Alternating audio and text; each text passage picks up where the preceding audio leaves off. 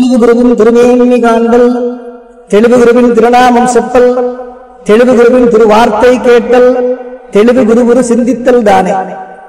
அருணமணி நிவாங்கம் மத்திகேஷம் கண்டம், டமரக திருதசூலம் கண்டஹஸ்தம் கபாலம், அனல நயனநாகம் ஆசனம் பத்மபீடே, அகில புவனதாத்ரீம் சீதளம் மாரிரூபம். சேலம் மாநகரத்திலே 8 பேட்டைக்குள்ளே ஒரு பேட்டையாக விளங்கக்கூடிய குகை அருள்மிகு ஸ்ரீ மாரியம்மன் ஸ்ரீ காளியம்மனுடைய திருக்கோயிலுடைய கும்பாபிஷேகமானது 22 ஆண்டுகளுக்கு பின்னதாக வருகின்ற 2/6/2024 ஞாயிற்றுக்கிழமை காலை 5 மணிக்கு மேல் 6 மணிக்குள்ளாக நடைபெற இருக்கின்றது.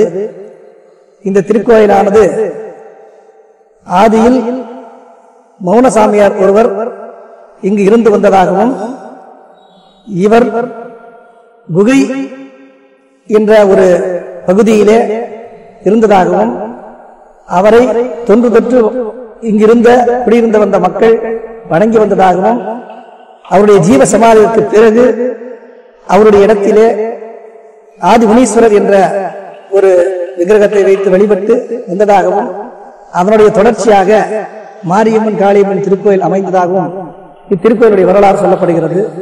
இந்த திருக்கோவில் திருமணி முத்தாறு அருகாமையிலே இருக்கப்பெற்று, அந்த திருமணி முத்தாறு என்கிற அந்த ஆற்றினுடைய விளக்க உரையானது அந்த ஆற்றின் அருகாமையிலே மூங்கில் மரமாகவும் உத்ராட்சை மரங்கள் கொண்டதாகவும் ஆதி காலத்தில் இருந்திருக்கின்றது.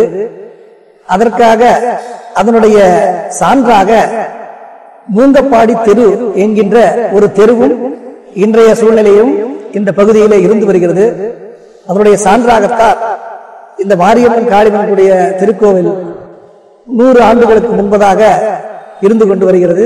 அதனுடைய திருவிழாவானது ஆடி திருவிழாவிலே 8 பேட்டைக்கும் ஒன்றாக நடைபெறக்கூடிய ஒரு சூழல் ஆடி திருவிழாவின் போது நடைபெற்று வருவது இந்த மக்களுக்கு எல்லோரும் அறிந்ததாக கருதப்படுகிறது.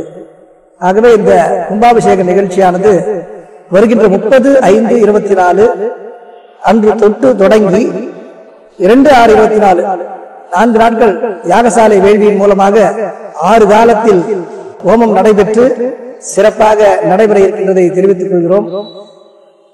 மக்கள் அனைவரும் இந்த கும்பாபிஷேக வைபவ விழாவிலே கலந்து கொண்டு எல்லாம் நல்ல அம்பிகையினுடைய அருளுக்கு பாத்திரங்களாகும்படி நீடூடி வாழ வேண்டி விரும்பி அழைக்கின்றோம்.